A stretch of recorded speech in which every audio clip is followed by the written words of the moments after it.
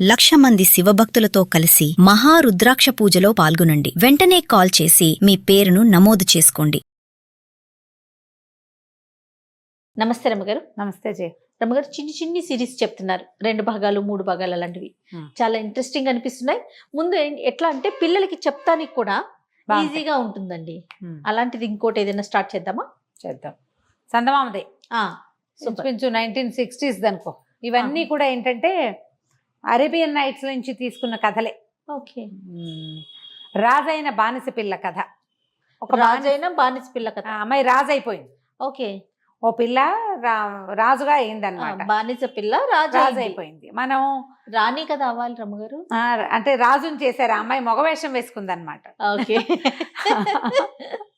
ఇది వరకు కీర్తిసేన కథ విన్నాం.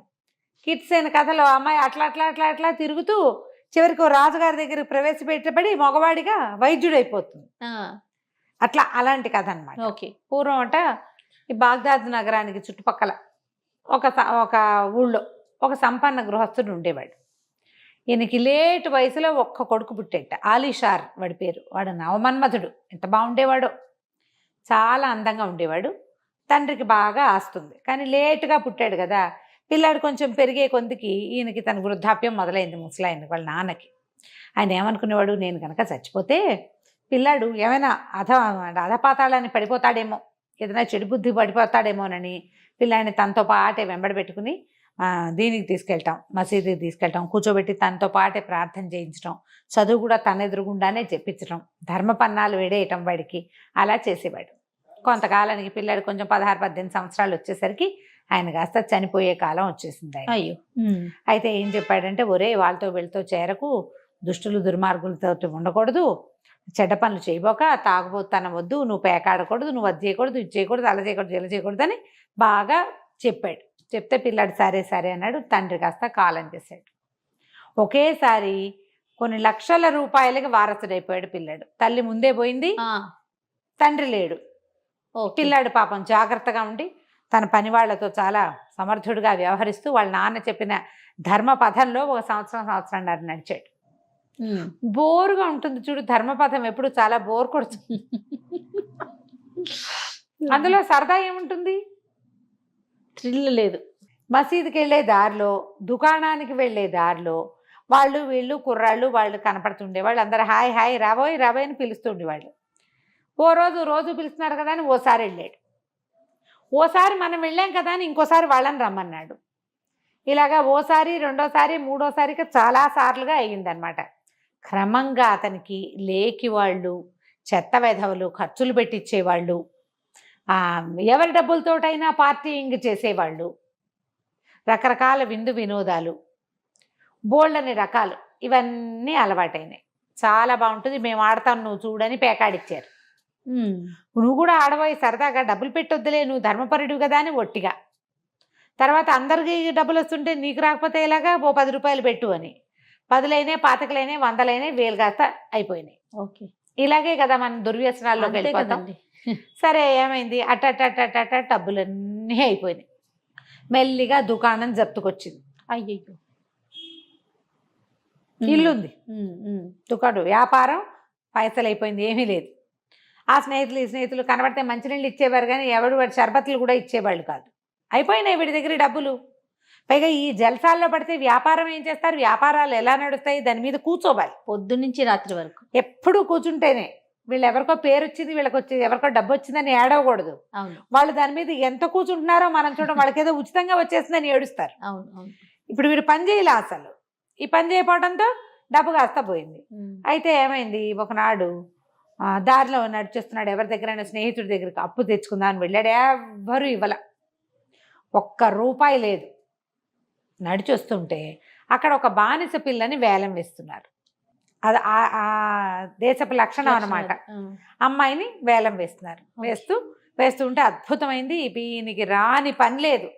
మహాసౌందర్యవతి పిల్ల, ఎంత అందంగా ఉందో, దాని మేలు ముసుగు తీసి చూపిస్తే ఎంత బాగుందో, మహా బాగుంది. సరే రేటు పెంచండి అన్నారు. 100, 150, 200, 300, 400, 1000 రూపాయలకి బేరం కుదిరింది. వాడెవడో రషీద్ అని ఒక ముసలివాడు ఒప్పుకున్నాడు, నేను 1000 ఇస్తానని. అయితే ఈ అమ్మే ఆయన ఏమన్నాడంటే, అలా కాదండి, పిల్ల మంచి జాతైన పిల్ల, దీన్ని నేను కొన్నప్పుడే నీకు నచ్చిన వాడికే నేను అమ్ముతానని చెప్పాను, పిల్లకి నచ్చారో లేదో కనుక్కుందాం, మా పిల్లకి మీరు నచ్చలేదనుకోండి నేను మీకు అమ్మను, ఓ బాగుంది. నీకు నచ్చిన చోటే అమ్ముతానని అమ్మాయికి ప్రామిస్ చేశాను. దేవుడి మీద చేసిన ప్రమాణం తప్పని నేను, వ్యాపారం వ్యాపారమే, ప్రమాణం ప్రమాణమే అనేసరికి ఆ పిల్లని అడిగారు. అడిగితే పిల్ల నచ్చలేదు. మరి ముసలివాడితో వెళ్ళాలంటే అక్కడి నుంచి ఆయన ఏమన్నాడు, పోరి నీకు వీళ్ళలో నాకు నచ్చిన వాడు ఎవడో చెప్పు, వాడికే అమ్ముతాను నిన్ను అన్నాడు. అనేసరికి అది ఆ పిల్ల అట్లా ఇట్లా చూస్తోంది. దాని పేరు జమరుద్. అటు ఇటు చూస్తూ ఉంటే ఆ చూసిన వాళ్ళల్లో ఈ అబ్బాయి మన ఆలీషారు ఉన్నాడు కదా, వీడు డబ్బుల కోసం బయలుదేరాడు, ఎక్కడ ఏమీ లేవు, ఇంటికెళ్ళి చేసే ఉద్యోగం ఏముంది, రోడ్డు మీద నిలబడి ఈ వినోదం చూస్తున్నాడు అనమాట. చూస్తుంటే ఈ పిల్ల దృష్టి వాడి మీద పడింది. చక్కగా మంచి వయసులో ఉన్నాడు, 22-23 సంవత్సరాలు. మన్మధుడు, వాడి ముందే చెప్పుకున్నాక చాలా బాగున్నాడు. ఆయన కొంటానంటే ఆయనతో వెళ్తాను. అందరూ ఈ వీడి వైపు తిరిగారు. అలీచారు, అబ్బో ఈయన అలీచారు, ఈయనకి బోల్ డబ్బులు ఉన్నాయన్నారు ఒకళ్ళిద్దరు, డబ్బులు లేవు గిబ్బులే వీడి దగ్గర ఏం లేవన్నారు ఇంకొంతమంది. మీరు బేరం పెట్టండి, ఆల్రెడీ 1000 రూపాయలకి పలికింది, 1000 ఇవ్వండి. ఆహా నా దగ్గర లేవన్నాడు. 900 ఇస్తావా అన్నాడు. 800 ఇస్తావా, 700 ఇస్తావా, 600 ఇస్తావా, 100 ఇస్తావా దాకా తీసుకొచ్చారు. డబ్బులు లేవు ఇతని దగ్గర. ఈ అమ్మాయి ఏం చేసింది, ఇలా కాదని ఆ గట్టు మీద నిలబడి ఉంది కదా, గబగబా దిగేసి వెళ్ళి దగ్గర నుంచి, నీకేమిటి నీ సమస్య, నన్ను కొనుక్కో, నన్ను నేనేం వేస్ట్ కాదు, నన్ను గనక కొనుక్కున్నావంటే నీకు చక్కగా భారీగా ఉంటా, వండి పెడతా, అన్నీ చూస్తా, దాంతోపాటు నాకు బోల్డ్ రకాల పనులు వచ్చు, చక్కగా నీ వ్యాపారాన్ని నేను నిలబెడతాను, నా మాట విని నన్ను కొనుక్కోబా బాబాబు, వీళ్ళంతా ముసలివాళ్ళు అయిపోయారు, వీళ్ళ వెనకాల పడలేను నేను, నాకు వద్దని అనేసరికి అన్నాడు, అమ్మ నేను కొనుక్కోగలను, నువ్వు అమ్ముడు పోవాల్సిన గతి లేదు నీకు, శుభ్రమైన దానివి, అమ్ముకోగల నీకు కొనగలిగే తాహతేమో నాకు లేదు, నా దగ్గర డబ్బులు లేవంటే. అలా కాదు, ఓ పని చెయ్యి, నువ్వేం చేస్తావంటే నా మేలు ముసుగు ఇట్లా ఓపెన్ చేస్తుంది కదా, ముసుగుని నా మొహం మీదకి లాగేసి నన్ను నడుం చుట్టూ చేసి దగ్గర లాక్కుని నుంచో, నువ్వు నా పక్కన నుంచుంటావు కదా, నేను 2వ చేత్తో డబ్బులు అందిస్తా, అందులో 1000 ఉన్నాయి, 900 ఇస్తానని చెప్పి 900 ఇచ్చేసి 100 మన జీవితానికి ఉపయోగపడుతుంది అని చెప్పేసరికల్లా సరే ఏం చేస్తాడు, ఆ పిల్ల వలచి వస్తున్న దాన్ని కాదని ఏమంటాడు. ఈ పిల్ల ఏంటంటే ఇది మామూలు పిల్ల కాదు, దీనికి చక్కటి సప్తవర్ణాలతోటి లేసులు అల్లడం వచ్చు, పరదాలు అల్లటం వచ్చు, కుట్టు సూదులతో అది చేయగలిగే పని ఎవరు చేయలేరు అసలు, చాలా పనిమంతురాలైన పిల్ల. అది అల్లిన లేస్ అసలు ప్రపంచంలో గుర్తింపబడేంత అద్భుతమైన చిత్రంలాగా తయారవుతుంది. అక్కడి నుంచి ఏం చేశాడు, ఆ అమ్మాయి అడుగుతోందని దాని మేలు ముసుగు లాగేసి పిల్లంట దగ్గరికి కావలించుకొని నుంచున్నాడు. నేను తీసుకుంటాను అన్నాడు. 2వ చేత్తో డబ్బులు మూట అందించేసింది. ఆ మూట తీసి 900కి కొంటాను నేనని చెప్పి, ఆయన ఏమన్నాడు, 500 వచ్చినా చాలనుకున్నాడు, 900 వస్తే బాగా వచ్చినట్టేనని అందులో నుంచి 100 లెక్కబెట్టి జేబులో పెట్టుకుని మిగిలిన డబ్బులు ఆయన చేతిలో పెట్టాడు. ఆ 100 జేబులో పెట్టుకుని ఈ అమ్మాయి చేయించుకుని తన ఇంటికి తీసుకెళ్ళాడు. వీళ్ళకి ఇల్లు బాకలి చక్కగా ఉన్నాయి, ఇల్లు ఉంది, డబ్బులు లేవు అంతే. సరే ఇంట్లోకి వెళ్ళంగానే ఏమంది, మనం తినడానికి ఏమైనా పట్టుకురా, నీ దగ్గర 100 ఉంది కదా అంటే, సరే ఏం చేశాడు, ఈ లోపల ఈ అమ్మాయి ఇల్లు అంతా చక్కగా దులిపేసి శుభ్రంగా తుడిచిపెట్టి, ఎవరు లేరు, దిక్కు దివాణం లేదు కదా, అంతా నీట్గా తయారు చేసి పెట్టింది. వాడు బయటికి వెళ్ళి వచ్చే లోపల అతను ఏం చేశాడు, స్వీట్లు అవి ఇవి, తిండికి రొట్టెలు, పానీయాలు ఈ కథల్లో కనపడతాయి జయ, నేను ఎప్పుడు ఇది చెప్దాం అనుకుంటా, ఇదేదో కొంత పాతకాలపు భావాలతో ఉన్నట్టుగా కనపడుతుందా, కానీ బజార్ నిండా సామాన్లే, ఎన్ని వండుకుంటారో వాళ్ళు, బజార్ నుంచి తెచ్చిన కథలు వ్యవహారం తెగ్గన పడుతుంది. బజార్లో అమ్మేది కొనేది కూడా, ఎంత కొనుబళ్ళు ఉన్నాయో ఎంత అమ్మకాలు ఉంటాయో ఆ కథల్లో. బోళ్ళని పట్టుకొస్తాడు, మిగడు రొట్టెలు అవి ఇవి పట్టుకొస్తాడు, ఇద్దరు కలిసి కూర్చొని తింటారు. తర్వాత పద మన ఇద్దరం పెళ్లి చేసుకుందామని ఒక హాజీని పిలిచి పెళ్లి చేసుకుంటారు. పెళ్లి చేసుకున్నాక ఏం చేస్తాడు, అమ్మాయి చెప్తుంది, ఇంకో 1000 నాణ్యాలు ఉన్నాయి నా దగ్గర, నేను దాచిపెట్టుకున్నా, ఆ డబ్బులు ఓ పని చెయ్యి, ఈ డబ్బులు ఇచ్చి నేను ఫలానా లిస్ట్ రాసిస్తా, లిస్ట్ అంతా పట్టుకురా అని చెప్పి బోల్డని అల్లిక సూదులు, దారాలు, తర్వాత ఒక పెద్ద పట్టి మంచం లాంటిది అల్లడానికి వీలుగా, లేసల్లేందుకు వీలుగా, ఇలా మొత్తం లిస్ట్ రాసిచ్చింది, ఇదే మన తాలూకు పెట్టుబడి సామాగ్రి అని చెప్పి 7 రోజుల పాటు కూర్చుని ఒక పెద్ద పరదా లాంటిది అల్లింది. అదేంటంటే వాల్ హ్యాంగింగ్గా పెట్టుకోవచ్చు, లేదా మన హాల్లో నుంచి ఇంట్లోకి వెళ్ళేటప్పుడు మిగిలిన వాళ్ళకి కనపడకుండా మన కర్టెన్ లాంటిది వేసుకుంటాం కదా, దాన్ని ఏమంటారు, మన పార్టిషన్ కర్టెన్, అలాంటిది పెట్టుకోవచ్చు అనమాట. పెద్ద పెద్ద హాల్స్లో ఉపయోగపడేది. ఎంత ఎంత బాగా చేసిందో, ఆ దారాలన్నీ వాడి దాన్ని చాలా అద్భుతంగా తయారు చేసింది. ఏం చెప్పిందంటే, ఇది పట్టుకెళ్ళి బజార్లో అమ్మేసుకునిరా, 50 రూపాయలకి ₹1 తక్కువకి అమ్మద్దు, రోడ్డును పోయేవాడెవ్వడికి దీన్ని ఇవ్వద్దు, కేవలం గొప్ప షాపులోనే దీన్ని అమ్మాలి, మన పని పై మెట్టు మీద ఉండాలి, ఫలానా కొట్లో అన్న మాటే ఉండాలి, కానీ అమ్మకూడదు, వేరే వాళ్ళు ఎవరితోటి నువ్వు మాట్లాడద్దు అని చెప్పింది. బాగుందిగా, చాలా బాగుంది. సరే వెళ్ళాడు వీడు. వెళ్ళి ఒక షాపు 2-3 షాపుల్లోకి వెళ్ళాడు. మొదటి షాపు వాళ్ళే చూడలేదు, రెండో వాళ్ళు మూడో వాళ్ళు చూసి అబ్బో ఎంత బాగుందో, ప్రతిసారి మాకే తీసుకొచ్చి ఇవ్వని ₹50 ఇచ్చేశారు, 50 దినారాలు. ఆ 50 పుచ్చుకుని ఇంటికి వచ్చాడు. ఈ అమ్మాయి మళ్ళీ కొన్ని సామాన్లు పట్టుకురా అని చెప్పి చక్కగా మళ్ళీ సామాన్లు, వీళ్ళ దగ్గర 1000 ఉన్నాయి, డబ్బులు దాచిపెట్టుకున్నారు, కొత్తగా ప్రతి నెలా వచ్చే 50 అందులో జమ అయ్యేలాగా మళ్ళీ అల్లింది. 3 సార్లు అల్లింది. 3 సార్లు 3 50లకు అమ్ముడిపోయినాయి. చక్కగా వంట చేసేస్తుంది, చక్కగా సంగీతం పాడుతుంది, అదేదో వీణ టింగ్ టింగ్ మనం వాయించేది ఒకటి ఉంది సాధన, అది వాయించేస్తుంది, వీడితో చక్కగా ఉంటుంది, ఏదో ఒకటి అల్లుతుంది. వీడి పనల్లా ఏమిటి, ఈ వస్తువు అమ్ముకు రావటం, మార్కెటింగ్ మాత్రమే. 3 కొట్లల్లోనే ఇస్తున్నాడు. తర్వాత ఒకసారి అల్లిన తర్వాత ఏం చేసింది, పదే చెప్తుంది అమ్మాయి, కొట్టులోనే అమ్మాలి, నువ్వు బయట అమ్మకూడదని. ఈ పరదా పట్టుకుని వెళ్తుంటే దారిలో ఒక దళారీ కనిపించాడు.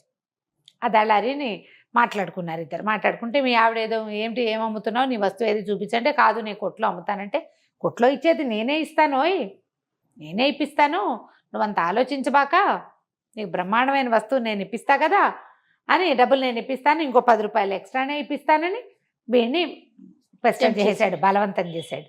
సరే ఎవరికో చూపించాలి, చూపించాడు. చూపిస్తే ఆ చూపించిన వాడు ముసలివాడు, వీడిని ఎక్కడో చూసా అనుకున్నాడు, కానీ ఆ ముసలివాడు ఎవడో వీడి గుర్తురాల. కానీ రోజు 50కి అమ్మేది 60కి అమ్మాడు. అమ్మేసి ఏదో ఇంటికి కావాల్సిన వస్తువులు, స్వీట్లు, అవి 2-3 వస్తువులు పుచ్చుకుని మళ్ళీ ఇంటికి వస్తుంటే, దళారి వాడు మొదట ఒకడు కనపడ్డాడు కదా, వాడు వీడి వెనకాల పడ్డాడు. వీడికి ఏంటంటే ఒక కించగా ఉంది, భార్య చెప్తుంది ప్రతిసారి, బయట ఎవ్వరికీ అమ్మద్దు, రోడ్డు మీద అమ్మకూడదు ఈ వస్తువు, షాపులో అమ్మట్టు.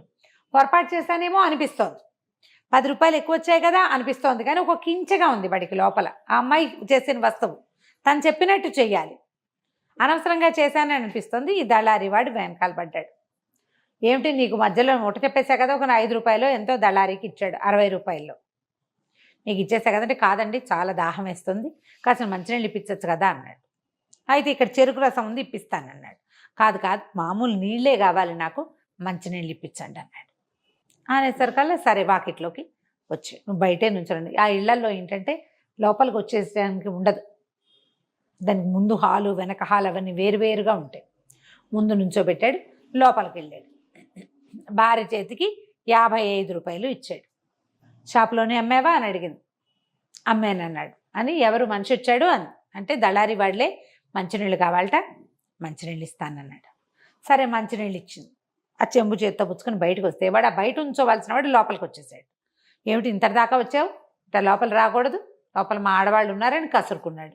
అయ్యో ఎందుకండి అంత కసురుకుంటాం, మనం ఒక జాతి వాళ్ళమే, మీరు అలా మొహమాట పడక్కర్లేదు, నేను కూడా ప్రార్థన చేసేవాడినే అన్నాడు. కాకపోతే ఏంటంటే వీడికి అనుమానం, వీడు తనలాంటి ప్రార్థన చేసేవాడు కాదు, వీడు ఇంకో జాతి వాడని అనిపిస్తోంది. అయితే వీడు ఇతర జాతులు తన ఇంట్లోకి రావడం వీడికి ఇష్టం లేదు. కానీ వచ్చేసిన వాడిని ఏం చేస్తాడు, పైగా వాడు తనకు ఒక ₹10 ఎక్స్ట్రా ఇప్పించాడు, మీదటికి ఇంకా ఇప్పిస్తానంటున్నాడు, నువ్వు మీరు చేస్తే నేను అమ్మేస్తానంటున్నాడు, మంచినీళ్ళు అంటున్నాడు కదా అని నీళ్ళు ఇచ్చేసరికల్లా వాడు ఒక చుక్క నీళ్ళు ఎత్తి నోట్లో పోసుకుని, ఏమిటండి చాలా ఆకలిగా ఉంది, ఓ ముద్ద వేసి పంపించవచ్చు కదా నన్ను అన్నాడు.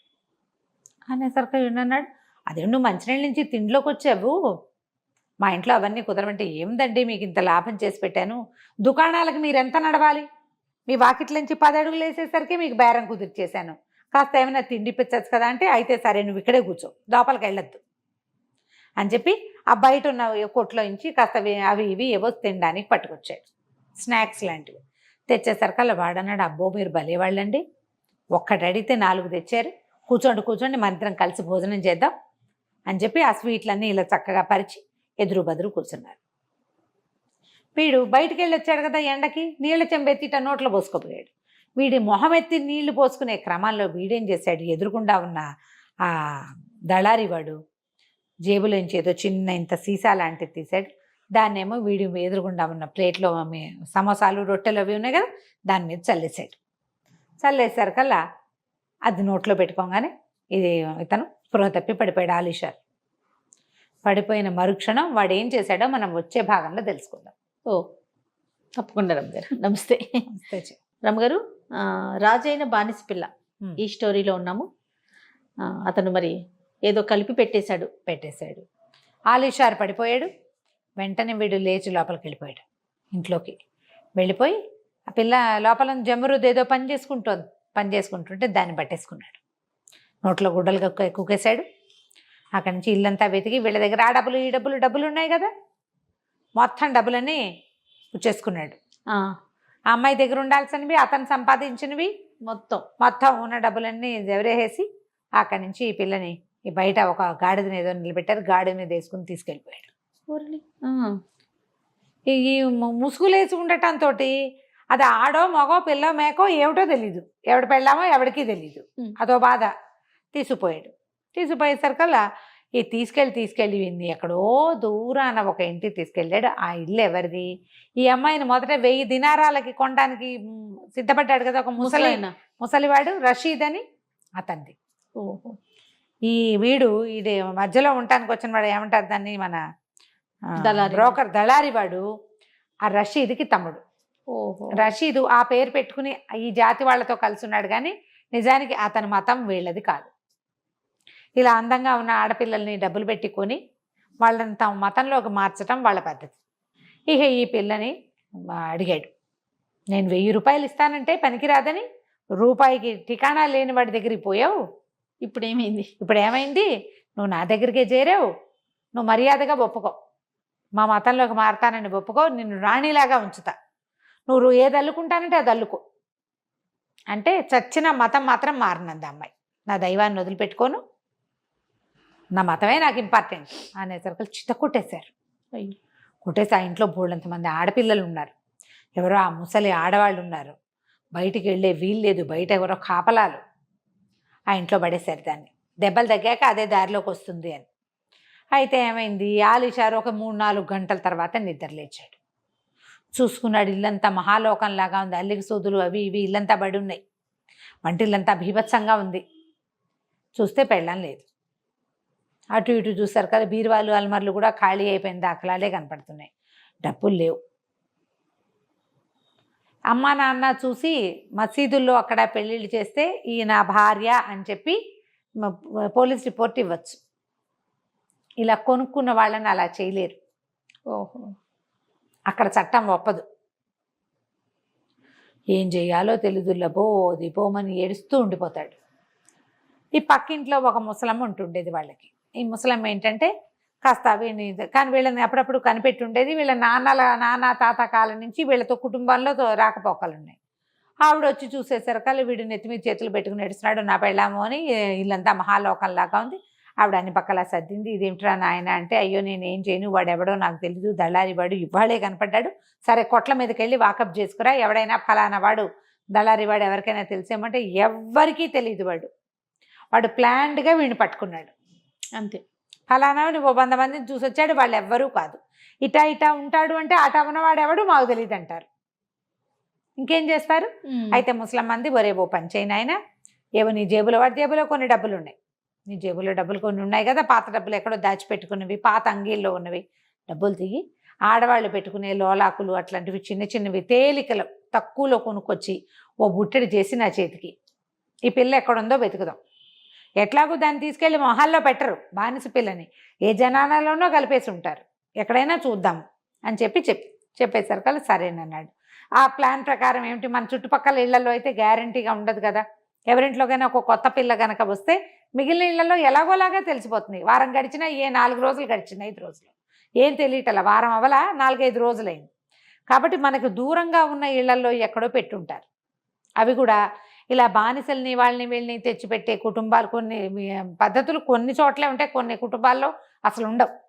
ఆ వీధుల్లోకి మనం వెళ్ళక్కర్లే. అప్పుడు అన్ని వీధులు అలా సెపరేట్గా ఉండేవి కదా. ఈవిడేం చేస్తుంది, బుట్టను నెత్తిమీద పెట్టుకుని ఇలా అవకాశాలు ఉన్న వైపుకి తిరగటం మొదలుపెట్టేసరికి సరే ఏం చేసింది, ఓ చోట వాళ్ళు ఎవరో బోళ్ళంతమంది 6-7 ఆడపిల్లలు ఉన్నారు, మగవాళ్ళ కాపలా ఎవరో బయట ఉన్నారు, కానీ వాళ్ళు ఏం పెద్దగా మాట్లాడే రకంగా లేరు. అందరూ బయటకు వచ్చి అవి ఇవి కొనుక్కున్నారు. కొనుక్కుంటే ఎవరే మీరంతా ఏమిటి ఎవరికి ఎందుకైనా కోడళ్ళ కూతుళ్ళ అని వాకప్ చేసింది. వాళ్ళు ఏమన్నారంటే అబ్బే కాదు మేమంతా అమ్మకం వాళ్ళమే, మమ్మల్ని తీసుకొచ్చి ఇక్కడ పెట్టుకున్నారు, మాది ఇదివరకు అదేదో జాతి ఇప్పుడు ఈ జాతిలోకి వచ్చాం అనేసరికి నీకు అనుమానం వచ్చింది. సరే ఏమంది, మన చాలా దాహంగా ఉంది, ఆకలిస్తుంది, కాస్త లోపల నీడ పట్టను కాసేపు విశ్రమించి వెళ్తానంటే సరే లోపలికి రావా అని లోపల తీసుకుపోయారు. ఆడాళ్ళని తీసుకెళ్ళడానికి ఏం భయం. అదే కదా. అయితే ఈ లోపలికి వెళ్తే ఈ జనాన దట కర్టెన్ కదులుతుంటే అక్కడ నేల మీద ఒక చాప వేసుకుని చాప మీద పడి దెబ్బలు తగిలి పడి ఉన్న ఒక ఆడపిల్ల కనపడింది ఆవిడకి. అయితే ఏమంటే అందరు హుషారుగా తిరుగుతున్నారు, ఈ దేవత ఇలాగా తెగులు తగిన కోడిలాగా పడిందంటే ఇక దానికి తెగులే తగిలిందిలే, దెబ్బలు తగిలితే కానీ మనిషి కాదు, దెబ్బలు తగిలితే కానీ దయ్యం వదలదు, ఇట్లా ఏదో మాట్లాడారు. దగ్గరికి వెళ్ళి చూసేసరికల్లా ఇది కనపడి జమరుద్దే అది.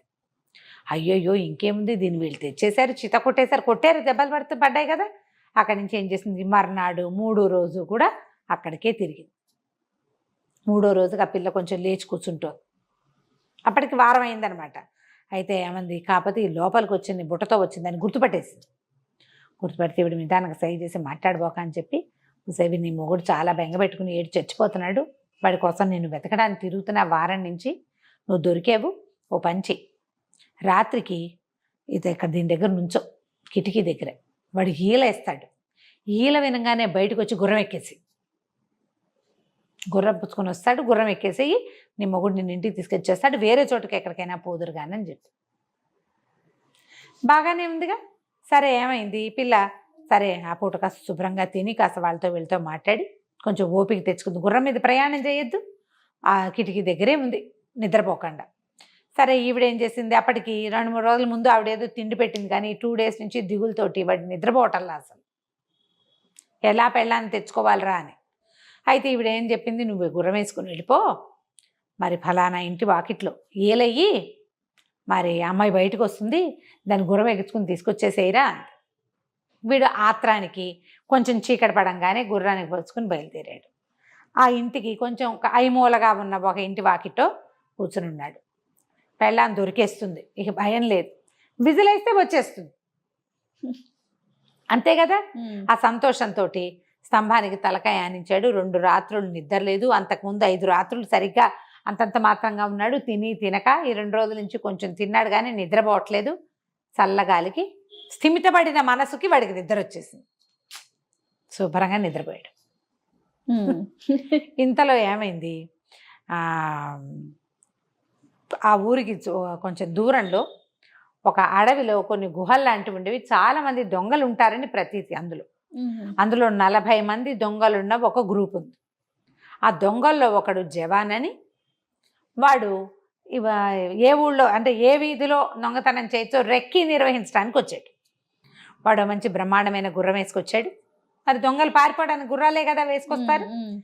వాడేం చేశాడు, ఈ సందు గుండా వెళ్తూ ఇక్కడ ఇది బాగానే ఉంది అని తన అవతల సందులో ఉన్న వాళ్ళకి తెలియటం కోసం విజిలేసాడు. ఈ పిచ్చమ్మాయి జమరుదేవ్ అనుకుంది, గుర్రం మీద మనిషి కనపడుతున్నాడు, మనవాడు సన్నగా పొడుగ్గా బాగానే ఉంటాడు, వీడెవడో పొడుగ్గా ఉన్నాడు. రాత్రి వేళ ఏం కనపడుతుంది, ఆముదం దీపాలు ఉంటాయి ఆ రోడ్ల మీద. ఈలేసాడు, అదే కదా మన గుర్తు.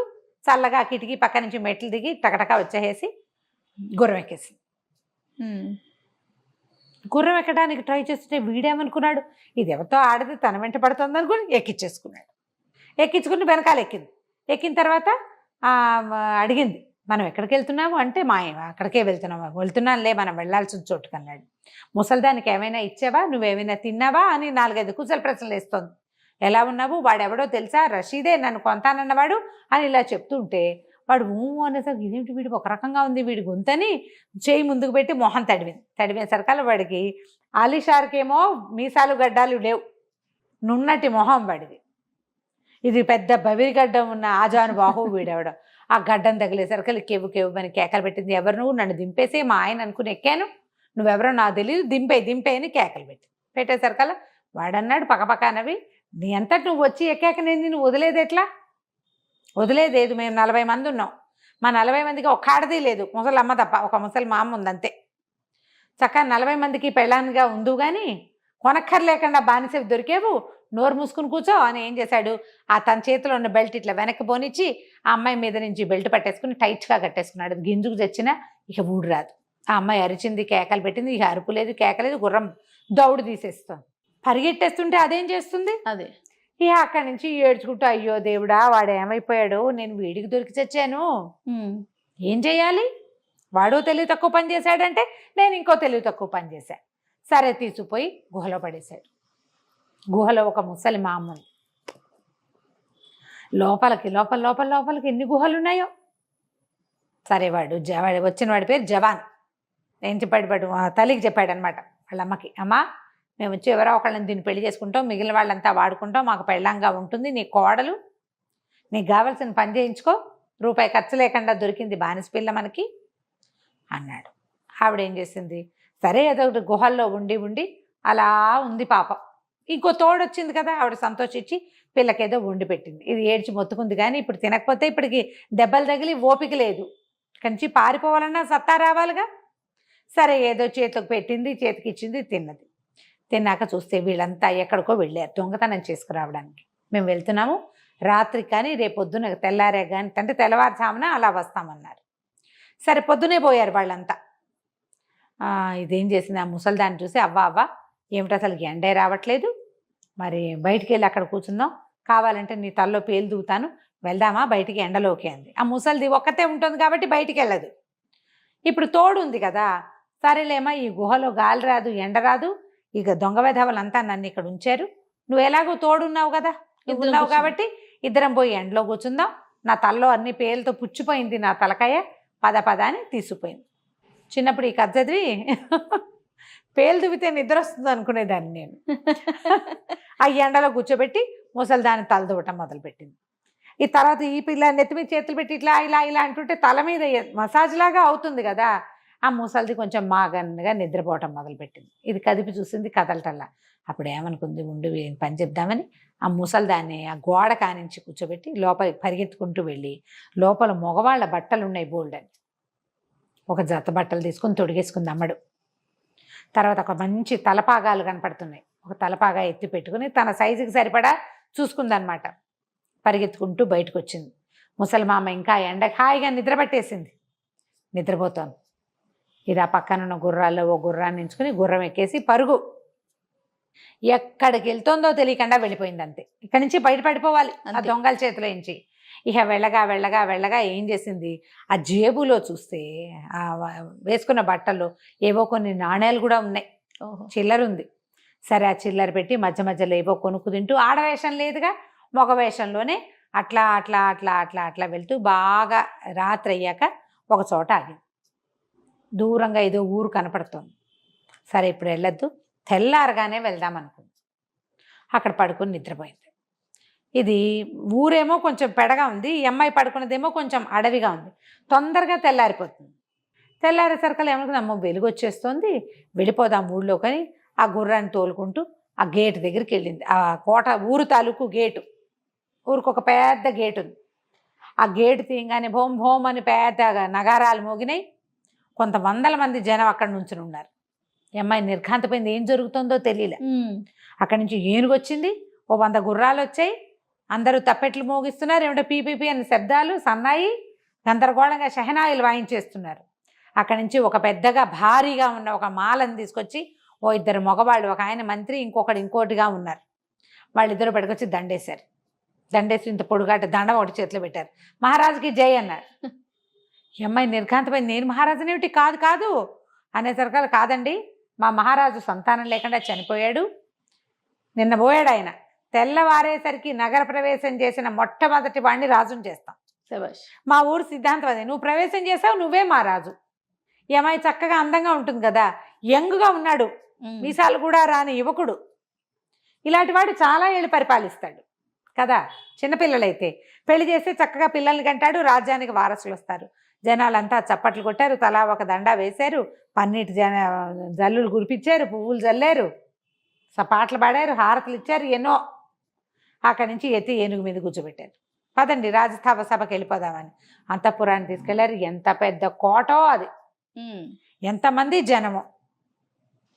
ఇక రాజుకి కావలసిన సమస్తమైన సేవలు చేశారు. స్నానాలకి తీసుకెళ్తామన్నారు, స్నానశాల వద్దు, స్వయంగా స్నానం చేసే అలవాటు ఉంది, నేను రాజునైనా అవన్నీ నేను మార్చుకోనని తన దారిని తను స్నానం చేసి వాళ్ళు ఏర్పరిచిన బట్టలు కట్టుకుని రాజుగా సింహాసనం మీద పట్టాభిషేకం చేయబడింది. బానిస పిల్ల రాజు అయిపోయింది. ఈ రాజు అయ్యాక మళ్ళీ మొగుడిని ఎలా వెనక్కి తెచ్చుకుందో మనం వచ్చే భాగంలో చూద్దాం. తప్పకుండా. నమస్తే. నమస్తే. మనము రాజైన బానిస పిల్ల స్టోరీ చెప్పుకుంటూ ఉన్నాం కదా, నెక్స్ట్ ఎపిసోడ్ చెప్తారా? జమురుద్ రాజు అయిపోయింది. అయిపోయింది. అయిపోయాక ఏమైంది, ఈ అమ్మాయిని తీసుకెళ్తే పాపం మగవేషంలో ఉంది కదా, ఇక స్నానశాలకు తీసుకెళ్ళినా ఎక్కడ తీసుకెళ్ళినా నా స్నానాలు నేనే చేస్తాననేది, రోజు ప్రార్థన చేసేది, నీతిగా పరిపాలించేది, ఎంతో బుద్ధిగా ఎంతో శ్రద్ధగా. మన రాజు ఎంత జ్ఞానవంతుడు, ఎంత ఆమంతుడు ఈమంతుడు అని సంతోషించేవాళ్ళు ఊళ్ళో వాళ్ళు. కొత్తగా రాజైనా తెలివిగా ఉండదు, కొత్తగా రాజైనా ఈయన చాలా నీతిమంతుడుగా ఉన్నాడు, ఆడవాళ్ళకేసి కన్నెత్తి చూసేవాడు కాదు. ఆయన వివాహం చేసుకుంటాడు, చేసుకునేదాకా వేరే పరాయి ఆడవాళ్ళని చూడటం లేదని సంతోషించేవాళ్ళు. అక్కడ బానిస పిల్లలు ఆడపిల్లలు చాలా మంది ఉంటారు, రాజుగారి కోసమే ఉంటారు వాళ్ళు. ఎవరికేసి ఈ అమ్మాయిగా అసలు ఎత్తి చూసేది కాదు. జనాలు చాలా మెచ్చుకునేవాళ్ళు. రాజుగారు అంత గొప్పవాడు ఇంకెవడూ లేడు. ఎన్ని ప్రార్థనలు చేసేదో, ప్రార్థనా మందిరాల్లో ప్రార్థనలు చేయించేది, దానాలు చేసేది, తన చుట్టూతో ఉన్న పని వాళ్ళందరికీ దాన ధర్మాలు చేసేది, తర్వాత అసలు ఊళ్ళో అన్నదానాలు చేసేది. ప్రతి వాళ్ళు చాలా భక్తి, మన రాజుగారికి చాలా బుద్ధిమంతుడు, మన రాజుగారి నీతిమంతుడు, ప్రజ్ఞావంతుడు, అన్ని వంతులు ఈయనకే పెట్టుకుని సంతోషించేవాళ్ళు. ఈవిడేం చేసింది, తనకు అధికారం వచ్చాక కొంతమందిని రహస్యంగా పంపించి, వాడు ఆలీషారు ఉన్నాడు కదా అమ్మాయి భర్త, అతని కోసం వెతుకులాట చేయించింది. ఎంత వెతికినా దొరకల. చాలా నిరాశ పడిపోయింది. అయ్యో ఇలా అయిపోయిందని. ఏడాది గడిచిపోయింది. సంవత్సరం పాటు ఈ అమ్మాయి స్త్రీ అనే విషయం బయటికి రానివ్వకుండానే పరిపాలన చేసింది, జాగ్రత్త పడింది. సరే, తర్వాత ఏమనుకుంది, ఓ పని చేద్దాం, ఒక పెద్ద విశాలమైన ఖాళీ స్థలంలో పెద్ద మండపాన్ని నిర్మింపజేసింది. చాలా పెద్దది. అదొక పెద్ద భోజనశాలగా చేయించింది. ప్రతి నెల మొదటి తేదీన ఊళ్ళో ఉన్న పురుషులందరూ అక్కడికి వచ్చి భోజనం చేయాలి. లేకపోయిన వాడికి ఉరిశిక్షే. ఎవరైనా గనక ఈ భోజనానికి రాకపోతే వాడు అంతు చూస్తారు. అందరి ఇళ్లలో నుంచి హాజరు పట్టి పడిపోవాలి. వీళ్ళే కాకుండా ఆ ఊళ్ళోకి వచ్చిన అతిథి అభ్యాగతులు ఎవరు వచ్చినా సరే మగవాడు అన్నవాడు ఇక్కడ తినాలి అని పెట్టేసి చాలా పెద్ద హాలు, ఒకేసారి 1000 మంది కూర్చుని తినచ్చు ఏర్పరిచారు. తొలి రోజున మళ్ళీ తను కూడా వాళ్ళతో పాటే భోజనం చేస్తుంది. రాజుగారికి మంత్రులకి విడివిడిగా కుర్చీలు వేశారు. సామాన్య జనానికి అందరం తినడానికి వరుసగా అన్ని బెండాల్స్ లాగా వేసేసారు. ఇప్పుడు ఎత్తు మీద కూర్చుంటాడు అనమాట మన రాజు జమురుద్దు, పైన కూర్చుంటాడు. సరే, ఏం చేశారు, పదార్థాలు ఎన్నో వేల పదార్థాలు రెడీ చేశారు.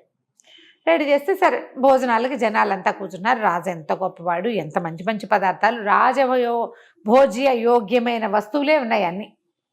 సరే, చాలామంది కూర్చున్నారు.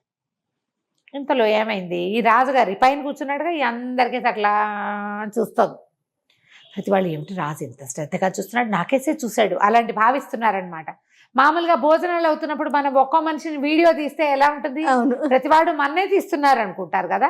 అట్లా అందరినీ పరిశీలించి చూస్తుంది 1000 మందిని. మధ్యలో కనుక్కుంది, ఊళ్ళో ఉన్న వాళ్ళంతా వచ్చారా, కొత్తగా వచ్చిన వాళ్ళంతా వచ్చారంటే అందరూ వచ్చారు. ఇదొక ట్రయల్ అండ్ ఎర్రరే, కానీ చూస్తుంటే సడన్గా ఈ అమ్మాయి చూపు ఒక చోట ఆగింది.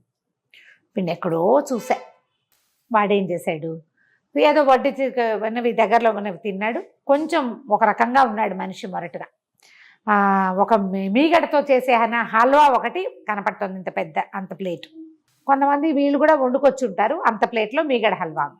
వీడికి అందుబాటులో అది దొరికిందనమాట.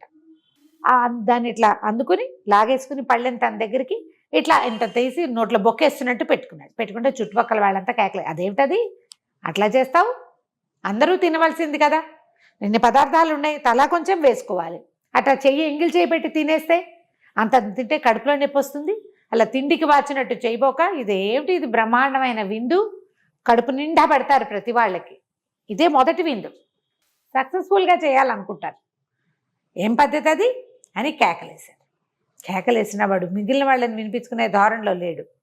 కుడి చేయి ఎడం చేయి తేడా కూడా లేదు, దీంతో ఒక గుప్పెడు అలా తీసుకున్నాడు. ఈ పైన ఎత్తు మీద కూర్చుంది కదా భోజనానికి జమరుద్దు, కనపడింది అమ్మాయికి. అరే, ఆ మీగడ హల్వా నోట్లో కూకుంటున్న వాడిని తీసుకురండిరా. అనేసరిగా ఓ 4 సైనికులు పోయి వాడిని లేవదీశారు. హల్వా, ఎంగిల్ హల్వా అక్కడే ఉంది. తీసుకొచ్చి రాజుగారి దగ్గర నుంచోబెట్టారు. రాజుగారు అమ్మాయి ఏం చేసింది అడిగింది, నువ్వెవరు, ఏ ఊరు నీది, ఈ ఊరేనా అంటే, కాదండి ఈ ఊరు కాదు, మాది వేరే ఊరు, నేను జల్తారు పనివాడిని, ఏదైనా వ్యాపారం కోసమని ఈ ఊరు వచ్చాను అన్నాడు. అనేసరికల్లా ఎందుకో నాకు వీడిని చూస్తే అనుమానంగా ఉంది అని ఒక సైనికుని పిలిచి, అరే నా సామాన్లలో అంతఃపురంలో ఇసుక పెట్టి ఒకటి ఉంటుంది, ఇంత బాక్సు, దానికి ఇట్లా ఒక రాగి పొల్ల ఒకటి గుచ్చుంటుంది, ఆ పొల్ల ఈ బాక్సు 2 పట్టురా అని చెప్పింది. జనాలంతా భోజనాలు చేస్తూనే చూస్తారు, అన్నం తిన్న వాళ్ళు వెళ్ళిపోతున్నారు, కొత్త వాళ్ళు వచ్చి కూర్చుంటున్నారు, ఈ మనిషి మాత్రం నిలబడి ఉన్నాడు. సరే ఈవిడ ఏం చేసింది, ఆ బాక్స్ తెప్పించింది, ఆ రాగి పుల్ల తీసి ఆ ఇసుక బాక్స్లో ఇట్లా ఇట్లా ఇట్లా ఇట్లా గీతలు గీసింది. ఏమీ లేదు, సినిమా ఇస్తుంది అంతే. ఆ గీతలను అలా పరీక్షగా చూసి, అరే నువ్వు అబద్ధం చెప్తున్నావు, నువ్వు జల్తారు పనివాడివి కాదు, నువ్వు ఒక బ్రోకర్వి, నీ పేరు బర్సూమ్, అవునా కాదా అనేసరికి తెల్లబోయాడు. ఒక బానిస పిల్లని ఎత్తుకుపోయావు, ఒక అమాయకుడికి విషం పెట్టావు, నువ్వు మత్తుమంది పెట్టేసి వాడి పెళ్ళాన్ని బానిసని ఎత్తుకుపోయావు, అవునా కాదా అనేసరికి వీటిని కాంతపెట్టి కాదండి కాదండి అన్నాడు. అరే 2 పీకండి రావండి అనగానే వీళ్ళు సైనికులు దబా కొట్టేశారు. మామూలుగా కొట్టేసరికి మీగడ అరిగిపోయింది, మాట బయటకు వచ్చింది. అవును నా పేరు బర్సూము, నేను ఒక బ్రోకర్ని, మధ్యవర్తిగా ఉంటాను వ్యాపారాలకి. అయితే నేను ఆలిషార్ అనే ఒక యువకుడికి అన్నంలో మత్తుమందు కలిపి అతని భార్యగా ఉన్న బానిస పిల్లని నేను ఎత్తుకుపోయాను అని చెప్పాడు. ఆ అన్నం నీదా వాడిదా అని అడిగింది. వాడిదే, ఆలిషారే నాకు అన్నం పెట్టాడు, అందులో నేను విషం కలిపాను, ఈ మత్తుమందు కలిపాను కల్లా జనం అంతా హాహాకారాలు చేశారు.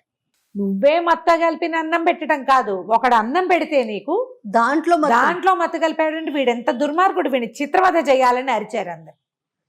ఆనంగానే తీసుకెళ్ళి వీడిని ఉరిదీసేయండి అని వాడు వెళ్ళిపోయాడు. ఒక పగ తీరిపోయింది అమ్మాయికి, తను ఎత్తుకుపోయిన వాడికి విషం పెట్టి ఈ అమ్మాయి ఇల్లంతా వెతికి ఈ పిల్లని వేసుకుని తీసుకుపోయాడు. అవును, వాడికి శిక్ష పడిపోయింది. 2వ నెల వచ్చింది. ఈ అమ్మాయి చూస్తోంది ఎవరైనా దొరుకుతారేమో అని. ఇది ఏంటంటే ఈ నెల రోజుల లోపలే వాళ్ళు ఎవరైనా ఆలిషారే వచ్చి వెళ్ళిపోవచ్చు. ఇక భగవంతుడి మీద భారం వేసి ఇది ఒక ప్రయత్నం చేయటమే అన్నమాట. మామూలుగా ఊళ్ళల్లో ప్రచారాలు జరుగుతాయి, పక్క ఊళ్ళల్లో. ఏమిటి, ఈ ఊళ్ళో ఫలానా రోజు బ్రహ్మాండమైన విందు జరుగుతుందని రాజుగారు స్వయంగా పర్యవేక్షిస్తాడని, ఎంతో అద్భుతంగా ఉంటుందండి, తిన్నంత తినచ్చు అంటే పక్క ఊళ్ళ నుంచి జనం కూడా వస్తారు, ఆ రోజుకి వచ్చే వాళ్ళు కూడా ఉంటారు. సరే ఇలాగని అనుకుంది. 2వ నెల మళ్ళీ విందు చేశారు. ఈసారి విందులో జనాలు అనుకున్నారు మీగడ హల్వా తినటం వల్లే వాడికి ఆ గతి పట్టింది, వాడు అంత కుక్కేసుకున్నాడు, అందుకే రాజుగారి దృష్టిలో పడ్డాడు వాడి జాతకం బయటపడింది అని చెప్పి ఎవరు మీగడ హల్వా తినద్దు అనుకుంటున్నారు. ఈ లోపల ఏమైంది, ఈ వచ్చిన జనాల్లో ఒకడు చాలా మొరటుగా ఎత్తుగా ఉన్నవాడు ఒకడు వచ్చాడు, చాలా మోటుగా ఉన్నాడు. సరే వాడేం చేశాడు, వరుసగా కూర్చుని కొత్తవాడు కదా, ఈ మిగిలిన జనం అంతా ఆ ఊరి జనం, వాడు ఇంత మీగడ హల్వా ఇట్లా పట్టెడి తీసి పళ్ళెంలో పెట్టుకునేసరికి వాడు లాస్ట్ టైం వచ్చిన వాడు కాదు, లాస్ట్ టైం వచ్చిన జనాలందరికీ తెలుసు, తినడం మొదలుపెట్టాడు. ఈవిడ అట్లా చూస్తుండేసరికి ఈ మొరటుగా ఉన్నవాడు దృష్టిని ఆకర్షించాడు. పైగా ఏంటంటే చుట్టుపక్కల ఉన్న జనం అంతా ఆ ఊరి జనం, ఆ రాజు మీద భక్తో అనురక్తో ఉన్నవాళ్ళు, కొంత అంతే ఆసక్తి ఉన్నవాళ్ళు, రాజు మీద ప్రత్యేకాభిమానం ఉన్నవాళ్ళు. వీడు రాజుని గౌరవించే ఉద్దేశం లేడు, భోజనం తప్పిస్తే వాడికి 2వ గోల్ లేదు. ఇప్పుడు ఇంత వడ్డిచ్చారు, మన ముందు ఒక పెద్ద మనిషి ఉన్నాడు, ఆయన మొదలెట్టాక మనం మొదలెడతాం మర్యాద. వీడు పెద్ద మర్యాద పాటించట్లా, ఆ హల్వాని ఇట్లా పెట్టుకునేసరికల్లా వీడు ఏం చేసింది, మళ్ళీ సైనికులు పిలిచి అరే ఆ మీగడ హల్వా తింటున్నాడు బట్టు రండి వాడిని నేర్చుకొచ్చారు. ఎవరు నువ్వు, ఏ ఊరు నీది అంటే, మాది బాగ్దాద్ నగరం అండి, నాదేమో నేను తోటమాలి పనివాడిని అన్నాడు. అనేసరికల్లా కాదు, వీడి పరిస్థితి వీడి పద్ధతి నాకు అనుమానంగా ఉందని మళ్ళీ ఇసుక బాక్సు పొల్లా వచ్చినాయి.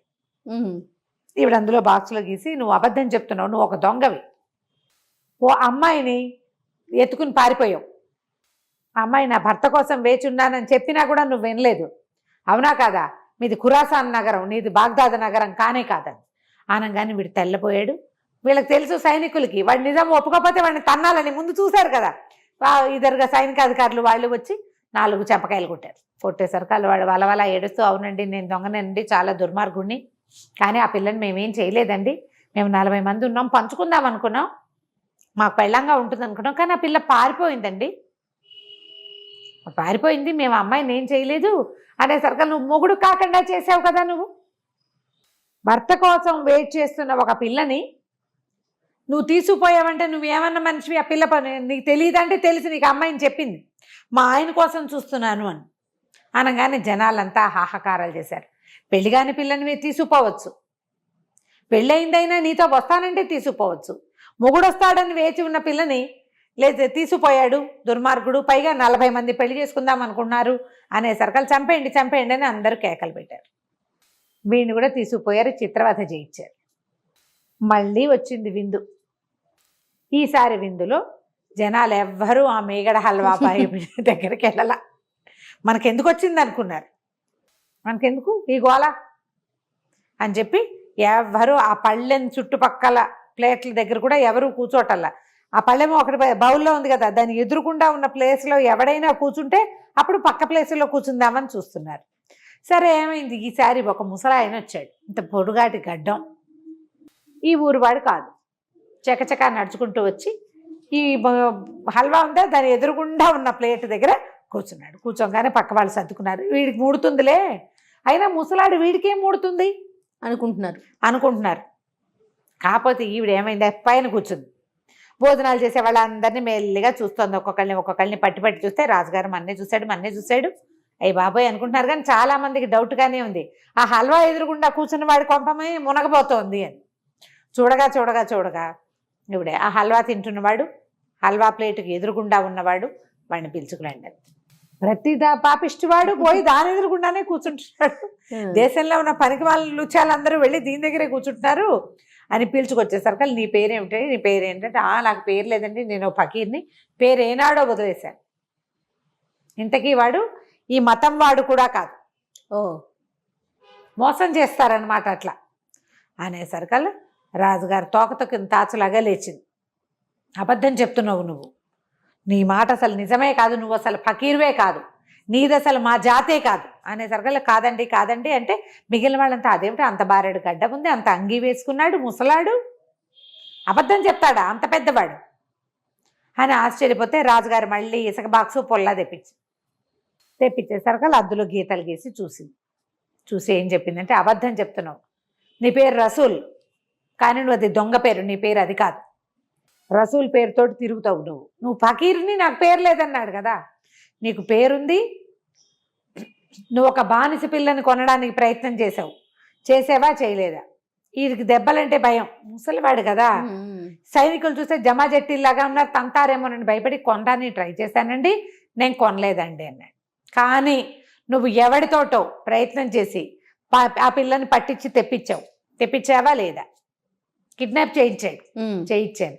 తర్వాత ఏం చేసావు అంటే, ఏం చేస్తానండి, ఆ పిల్ల కోసం చాలా ప్రయత్నం చేశామండి, మతం మార్చేసుకోవాలి, మా మతంలోకి పెట్టేసుకోవాలనుకున్నాం, మా దగ్గర 10 మంది ఆడపిల్లలు ఉన్నారు, ఈ పిల్లని 11వ దాన్ని చేద్దాం అనుకున్నాను, బాగా చావకొట్టి మంచం మీద పడేసామండి, చాప మీద పడుకుని ఉండేది, 3 రోజులు ఉంది, 4వ రోజున చిటికేసినట్టు మాయమైపోయింది, నేను దాన్ని ఏం చేయలేదు అనేసరికి నువ్వు ముందు 10 మందిని మతం మార్చావు కదా, నువ్వు వేరే మతం వాడిపోయి మా మతం వేషం వేసుకుని తిరుగుతున్నావు కాబట్టి ఈ ముసలాన్ని చిత్రవధ చేయండి. జనాలు అనుకున్నారు అసలు మీగడ హల్వా చేయించద్దని చెప్పాలనుకున్నారు. ఈ అమ్మాయికి ద్రోహం చేసిన ముగ్గురిని, తన్ని ఎత్తుకుపోయిన వాడిని, ఎత్తుకుపోయేలాగా చేసిన వాడిని, అక్కడి నుంచి తన్ని తప్పించుకుని వేరే చోటికి తీసుకొచ్చేసిన వాడిని, ముగ్గురిని చూసేసింది. ఏడుస్తూ కూర్చుంది. 3 నెలల నుంచి చూస్తున్నా, ఇంత ప్రయత్నం చేస్తున్నా, లాలుషారు మాత్రం రావటం లేదు, అసలు ఉన్నాడో లేదో, నేను ఇలాగే ఈ రాజుగా బతకాలా ఎంతకాలం, వాళ్ళకి మగవాడు కావాలి రాజుగా.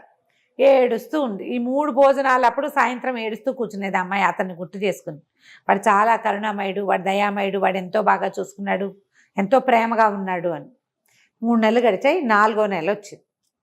4వ నెలలో ఏం జరిగిందో మనం వచ్చే భాగంలో చూద్దాం. తప్పకుండా అండి. నమస్తే రమగారు. నమస్తే రమగారు, మనము రాజైన బానిస పిల్ల ఏం చేసింది ఏమిటి? జమురుద్ ముగ్గురి కోసం 3 వారాలు 3 నెలలు గడిచిపోయినాయి. ఆ అమ్మాయి వచ్చి సంవత్సరం దాటిపోయింది. మన అసలు ఆలిషారు ఏమయ్యాడో చూద్దాం మొదట. ఓకే. ఆ రోజు రాత్రి ఏమైంది, జమురుద్ని ఎత్తుకుపోయిన రుస్తుమింట్లో, అదే మన రసూలు ఇంట్లో పడుకుని ఉంది అమ్మాయి. అమ్మాయిని తీసుకెళ్ళడానికి విజిల్ అయ్యి ఈలేస్తే వచ్చేస్తుందని చెప్పింది ముసలమ్మ. ఓకే. వీడేం చేశాడు, ఆ బిల్డింగ్కి ఎదురుగుండా ఉన్న ఇంటి అరుగు మీద పడుకున్నాడు. 3 రోజుల నుంచి నిద్ర లేదు, నుంచి వెతుక్కుంటున్నాడు. అవునవును. శుభ్రంగా పడి నిద్రపోయాడు. నిద్రపోయేసరికల్లా ఈ నిద్రపోయే వాళ్ళు ఏమిటి మంచి తలపాగా ఒకటి పెట్టుకున్నాడు. తానని తెలియకుండా ఉండటం కోసం పైన ఒక ఉత్తరీయం లాంటిది వేసుకుని తలపాగా పెట్టుకున్నాడు. ఈ ఎత్తుకుపోయిన వాడు వీడే అని జనం గుర్తుపట్టకుండా ఉండటం కోసం. కానీ వీడు నిద్రపోయేసరికల్లా ఆ దారైపోతున్న ముష్టి వాళ్ళు ఎవరో చల్లగా వీడి పైబట్టని వాడి నెత్తి మీద ఉన్న తలపాగానే పట్టుకుపోయారు. వీడు బట్టిగా అక్కడ అరుగు మీద పడుకుని ఉన్నాడు. మెలకు వచ్చి చూస్తే తెల్లారిపోయింది. ఇహ జమురుద్దు వచ్చేది విజిల్ వేసి వేసి నోరునే పెట్టింది కానీ ఎవరు రాలా. ఆ ఇంటి పనివాడు వచ్చి ఏంట్రా వాకిట్ల నుంచి విజిల్ చేసినామని తిట్టాడు. ఓకే. వీడు పరిగెత్తుకుంటూ ముసలమ్మ దగ్గరికి వెళ్ళాడు. ఏ ముసలమ్మ అయితే తను ఇక్కడికి పంపించిందో ఆవిడ దగ్గరికి. నేను నిద్రపోయానవా, ఏం జరిగిందో తెలియలేదంటే ఆవిడ వచ్చి ఈ ఇంట్లో పరిశీలించి చూసింది. మళ్ళీ అంతకుముందు సామాన్లు అమ్ముతూ వచ్చింది. చూస్తే ఆ అమ్మాయి లేదు. ఆ ఇంట్లో వాళ్ళంతా కంగాళీగా పోటాడుకుని తిట్టుకుంటున్నారు. ఎక్కడికో పోయింది పిల్లని. ఆ రసూల్ అన్నవాడు, ఆ బర్సూమ్ అన్నవాడు అన్న తమ్ముడు ఒకళ్ళొకళ్ళు వాళ్ళు ప్లాన్ చేసే కదా ఈ పిల్లని షిఫ్ట్ చేశారు. వాళ్ళంతా కొట్టుకుంటున్నారు. పిల్ల మాయమైపోయింది. వీళ్ళ ఇంట్లో ఉండవలసిన అమ్మాయి. ఓకే. వీడితోటి రాలా. ఓకే. ఎలా వెళ్ళిపోయిందో వాళ్ళకి అర్థం కాలేదు. దాంతో వీడు చాలా అంటే అమ్మాయి ఎవరి పాలైనా పడిపోయిందా, ఏదైనా చచ్చిపోయిందా, ఏమైపోయిందో తెలియక జబ్బున పడిపోయాడు. మనోవ్యధతోటి ఏడాది పాటు మంచంలో ఉండిపోయాడు వాడు. ఓహో. సరిగ్గా తినేవాడు కాదు. ముసలమ్మ బలవంతం చేస్తే ఏదో ఒక ముద్ద తినేవాడు. ఇల్లు వాకిలి ఉన్నాయి. ఈ అమ్మాయి కోసం తెచ్చిన బోల్డ్ అంతా సామాగ్రి కూడా ఉంది. అల్లికి సామాగ్రి తెచ్చాడు కదా. ఈ ముసలమ్మ ఏం చేసిన ఆ సామాన్ అంతా కొట్లలో ఇచ్చేసి డబ్బులు వెనక్కి తెచ్చింది. డబ్బులు మొత్తం పోయినాయి వీళ్ళ దగ్గర. ఈ సామాన్లు మాత్రం ఉన్నాయి. ఆ ఇంట్లో ఉన్న ఒక్కో వస్తువు అమ్ముతూ మెల్లిగా ఈ అబ్బాయిని మెయింటైన్ చేస్తూ వచ్చింది. వాడు ఒక ఏడాది పాటు అలాగే మంచం మీద పడి ఉండిపోయాడు. ఏ పని లేదు. గుర్తొచ్చినప్పుడల్లా దుఃఖించి ఏడిచేవాడు. అయ్యో నా వల్ల ఇలా అయిపోయింది, నేను ఇట్లా చేశాను. అనవసరంగా వాడెవడికో అన్నం పెట్టడం వల్ల కదా ఈ కష్టం అంతా వచ్చింది. అంతే. నిద్రపోవటం వల్ల రెండో కష్టం వచ్చింది. తిండి నిద్ర రెండిటి వల్ల నేను ఇలా అయిపోయింది. తిండి తినకుండా నిద్రపోకుండా ఉండేవాడు. అంత బాధపడుతూ ఉండేవాడు. అంత ప్రేమించాడు అమ్మాయిని. సరే ఈ ముసలమ్మ రోజు ఏదో సోదగా చెప్పేది, వరే నాయన ఇట్లా ఉండకూడదురా, అది కాదురా, ఇది కాదురా అని. ఏడాది గడిచేసరికల్లా ఆవిడకి భయం వేసింది, వీడు చచ్చిపోతాడని. ఒకరోజు అంది, వరే నాయన నువ్వు అర్థం చేసుకో, మన ఊళ్ళో ఇప్పటికీ బానిస పిల్లల అమ్మకాలు జరుగుతూనే ఉన్నాయి. ఎక్కడైనా ఒక ఆడపిల్ల దొరికితే దాన్ని వాడతారు. ఇక్కడ అమ్మకాలు ఉన్న ఊళ్ళు మనవి. గ్యారంటీగా ఈ పిల్ల ఎవడి చేతిలో ఉన్న పడితే ఎవడో ఒకడికి అమ్ముంటారా. పిల్ల అందమైన పిల్ల, చక్కగా పాడుతుంది, చక్కగా ఏకతారాలు వాయిస్తుంది, పనిచేస్తుంది. ఇన్ని గుడ్ క్వాలిటీస్ ఉన్న పిల్లని ఎవడైనా ఎందుకు చంపుతాడు? అంతే. పెళ్ళంగా కూడా ఉంచుకోరు, దాన్ని అమ్మేస్తారు, డబ్బు వస్తుంది దాని మీద. అలాగదే కదా అమ్మకానికై వచ్చింది ఆ పిల్ల. నీ దగ్గరికి ఎటా వచ్చింది? నువ్వు కొనడం వల్ల. అంతే అని ఆవిడ ఏం చేసిందంటే, ఎక్కడో ఒక చోట అమ్మకం అయ్యి ఉంటుంది, వెతుకుదుగానే. వెతకాలంటే నువ్వు ముందు బతికుండాలి కాదు, దానికి తినాలి, తాగాలి, పడుకోవాలిరా అని బాగా బోధించింది. అయితే వాడికి ఒకనాటి రాత్రి ఒక కల్లాగా వచ్చింది. ఆ అమ్మాయి ఏకతారా వాయిస్తూ అందంగా నవ్వుతుంది. బతికే ఉందన్న ఒక ఊహ వచ్చింది. తెల్లారేసరికి ఆ కళ వచ్చిన టైము అవన్నీ ముసల్దానికి చెప్పకుండా ఎవరో ఫకీరికి చెప్పాడు. ఇట్లా నా ప్రేయసి కనపడలేదు, కల్లో ఈ టైంలో కనిపించిందంటే ఆయన కొన్ని లెక్కలేసి అమ్మాయి బతికేంది, నీకోసం వేచి ఉందని చెప్పి. ఈ ఆశతోటి వాడు ఏం చేశాడు, ఈ ముసలమ్మ చెప్పిందిగా, ఆవిడని వెంబడి పెట్టుకుని ఆ స్నానశాలకి వెళ్ళి శుభ్రంగా మన్నలుగు పెట్టించుకుని తలంటి పోయించుకుని. ఆ కథల్లో స్నానశాలలు కనపడతాయి బాగా. ఇళ్లలో స్నానాలు చేసేవాళ్ళు కాదు, స్నానశాలకు వెళ్ళటం ఒక వైభవం. చిన్న చిన్న ఉండేవి మసాజ్ పార్లర్స్ లాంటివి బహుశా. ఓకే. ఇంట్లో చేయరంటారా? ఇంట్లో చెయ్యరు. స్నానశాలకు వెళ్ళటం అనేది ఒక అక్కడ ప్రత్యేకంగా స్నానం చేయిస్తారనమాట. ఆవిరి స్నానాలు ఏవో ఉండుంటాయి, స్పా లాంటివి. వెళ్ళి ఆ తర్వాత ఆవిడ రోజు చక్కగా అవి ఇవి వండి పెట్టి ఒక 1-2 నెలల పాటు బాగా పోషించింది. వీడు తిండి వంట పట్టి శుభ్రంగా, అంటే స్నానం చేస్తేనే తిండి వంట పడుతుంది అనే పాయింట్ ఒకటి కనపడుతుంది ఆ కథల్లో. ఒక 2 నెలలు పోయాక బాగా ఓపిక తెచ్చుకున్నాడు. 3 నెలలు అయిపోయింది. ఏడాది తర్వాత 3 నెలలు గడిచింది. వెతుక్కుంటూ బయలుదేరాడు. ఎవరినైనా అడిగేవాడిట, అందమైన అమ్మాయి కనపడిందా అని. ఏం కనపడుతుంది? మెల్లిగా తిరుగుతూ ఈ అమ్మాయి ఎక్కడైతే జమ్లా అనే ఊళ్ళో రాజుగా ఉందో ఆ ఊరికి చేరాడు. పోనీ అప్పటికి 4-10 రోజులు అయ్యాక ఎక్కడో సత్రంలో ఉన్నాడు. ఊరంతా తిరుగుతున్నాడు. ఓ వారం 10 రోజులైంది. ఆ సత్రంలో వాళ్ళు అన్నారు, బాబు 1వ తారీఖుకి ఇక్కడ భోజనాలు ఉంటాయి, భోజనం చేసి వేరే ఊరు వెళ్తూ గాను నువ్వు వెళ్ళిపోదలుచుకుంటే ఆ రోజు అన్నం తిని వెళ్ళు, చాలా బాగా పెడతారన్నారు. సరే 4వ విందు మొదలైంది. రాజుగారి పైన కూర్చున్నాడు, జనాలంతా కూర్చున్నారు. ఒక్కళ్ళు కూడా ఆ మీగడ హల్వా ఎదురుగుండా ఉండే పళ్ళెం దగ్గర కూర్చోలే. ఎవరైనా కూర్చోపోతే సైగలు చేస్తున్నారు. వీడికేం తెలుసు, అదంతా చూశాడు. భోజనశాల అంతా ఖాళీగా మొత్తం ఫుల్ అయిపోయింది, ఒకే ఒక్క ప్లేటు ఖాళీగా ఉంది. వీడు పోయి చకచకా నడుచుకుంటూ వెళ్ళి అందులో కూర్చున్నాడు. ఎదురుగుండా కనపడిన మీగడ హల్వాలోంచి తీసి గరిటెది పెట్టి తీసి తన పళ్ళల్లో వేసుకున్నాడు. అన్నీ వడ్డిచ్చారు మిగిలినవి. ఇవి ప్రత్యేకమైన పదార్థాలు అన్నమాట, కావాల్సిన వాళ్ళు తింటారు. తీపిష్టం లేని వాడు తిండ కదా. మామూలు ఖాద్య పదార్థాలు ఉంటాయి కదా, అన్నం, కూరలు, రొట్టెలు, అవన్నీ వడ్డం చేశారు. శుభ్రంగా తిన్నాడు. హల్వా చక్కగా వేలు నాకుని హాయిగా తిన్నాడు. జనాలంతా చూస్తున్నారు. వీడు కూడా మూడింది. ముందు వాళ్ళంతా ఏదో మష్టి వెధవలా ఉన్నారు. వీడు చూస్తే పండల్లే ఉన్నాడు. వీడికేం పోయే కాలం రాబోతోందో, వీడేం పాపిష్టివాడో, మనిషిని చూస్తే బాగున్నాడు, వీడికి మూడింది ఇలాగ అనుకుంటున్నారు. కాకపోతే ఒక తేడా ఉంది. మిగిలిన వాళ్ళంతా సగం తిండిలోనే లేవదీయబడ్డారు. వీడు మొత్తం తినేసాడు, కూర్చుని తింటున్నాడు తాపీగా. ఆమె చూసిందా? ఆవిడ ఎదురుగుండా కూర్చుంది. మొత్తం అవన్నీ చూస్తూ వీడి మీద ఆవిడ దృష్టి ఆగిపోయింది. వాడు అప్పుడే హల్వా తీసుకుని తింటున్నాడు. దాన్ని గుర్తుపట్టేసింది.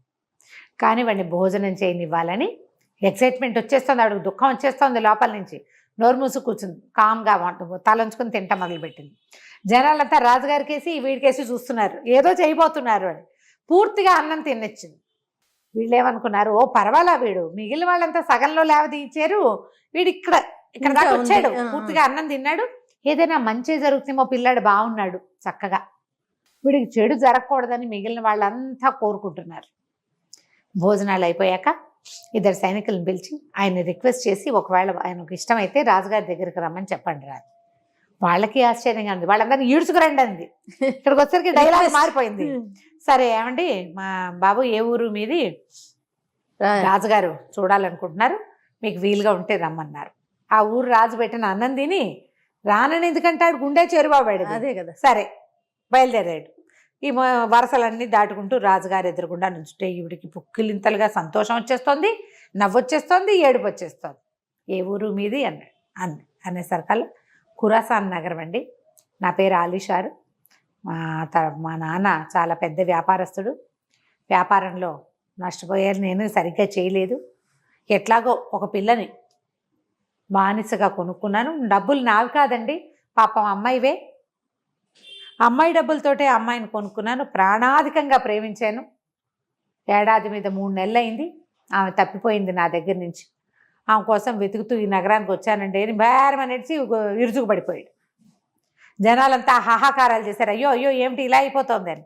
సరే అక్కడి నుంచి నీళ్లు చల్లండి, పన్నీరు చల్లండి అంటే రోజు వాటర్ తెచ్చి మొహం మీద చల్లి లేవదీశారు, మొహం తుడిచారు. వాడు ఏడ్చేస్తున్నాడు బలబల. ఇంతకాలం ఎందుకు చేసావు, వెంటనే వెతకలేదా? చచ్చిపోయింది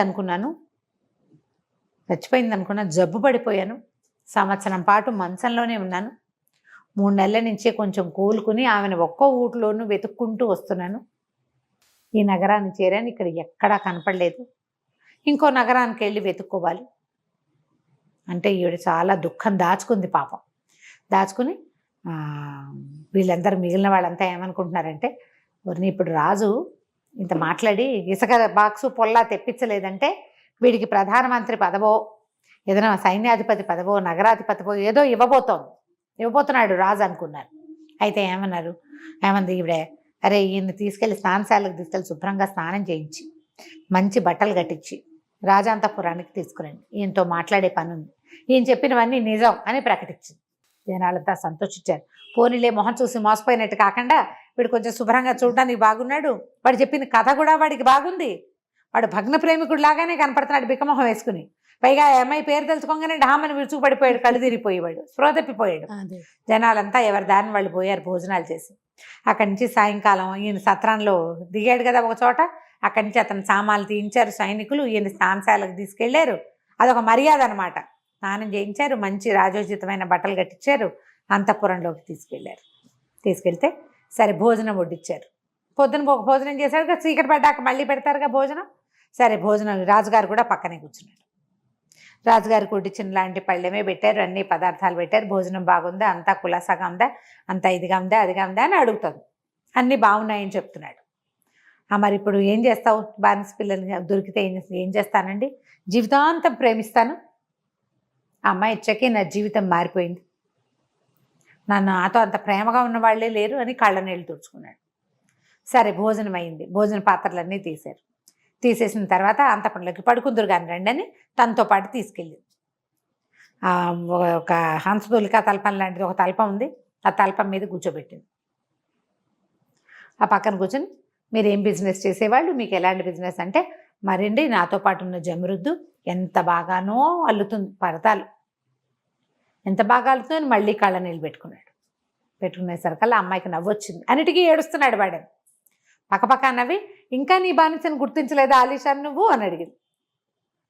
అడిగేసరికల్లా అప్పటిదాకా బేస్ వాయిస్లో మాట్లాడుతున్న రాజు గొంతు సడన్గా ఆడపిల్ల గొంతులాగా మారిపోవటం, ఆ గొంతు తనకు తెలిసిన గొంతు అవడంతో వీడు నిర్ఘాంతపోయి తలెత్తి చూశాడు. ఆ దీపాల వెలుగులో రాజుగారి మొహం స్పష్టంగా కనపడింది. అంతకుముందు బట్టలు ఎలా ఉండేవి, ఓ టోపీ, ఒక ఇలా జులపాలుగా జుట్టు, మొహం స్పష్టంగా కనపడలా.